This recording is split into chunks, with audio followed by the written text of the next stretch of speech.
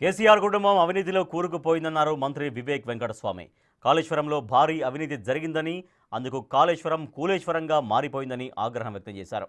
కేసీఆర్ కుటుంబ అవినీతిని భరించలేకే తెలంగాణ ప్రజలు ఇంటికి పరిమితం చేశారని అన్నారు. స్వయంగా కవితనే అవినీతిని బయటపెట్టిందని మంత్రి వివేక్ స్పష్టం చేశారు.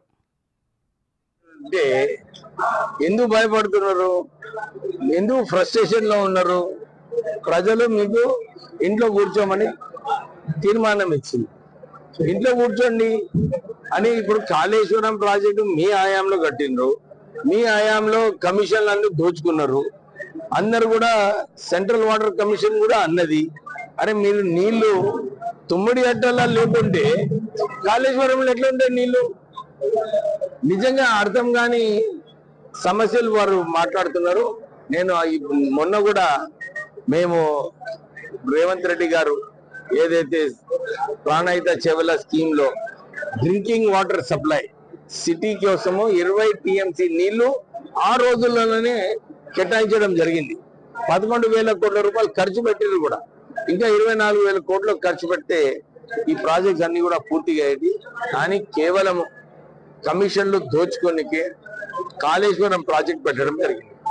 ఇప్పుడు మాక్సిమం 20 టీఎంసీ నీళ్ళే మనకు సిటీకి అవసరం, ఇంకా పంపింగ్ అవసరం. దానికి పోయి మల్లన్న సాగర్ లో 50 టీఎంసీ రిజర్వాయర్ కట్టింది. ప్రపంచంలోనే చాలా తక్కువ చోట్ల ఇంత పెద్ద రిజర్వాయర్ కట్టడం. కేవలం కేసీఆర్ ఫామ్ హౌస్ కి గుండపోచమ్మకు నీళ్లు తీసుకుపోవడానికి ఈ ప్రాజెక్ట్ లో ఇష్టం వచ్చినట్టు అవినీతి జరిగింది. ఏదైతే రాష్ట్ర ప్రభుత్వము రేవంత్ రెడ్డి గారు నిర్ణయం తీసుకున్నారో ఒక సిబిఐ ఎంక్వైరీ పెట్టాలి. దీనిలో ఏదైతే అవకతవకలు అయినాయో ఇవన్నీ కూడా బయట పెట్టేది అవసరం ఉన్నది.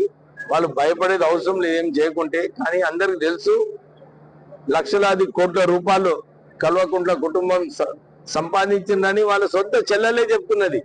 చెల్లెలే చెప్పినప్పుడు వారు గవర్నమెంట్ లో ఉండే, ప్రభుత్వంలో ఉండే, వాళ్ళు ఎంత ప్రజల సొమ్మును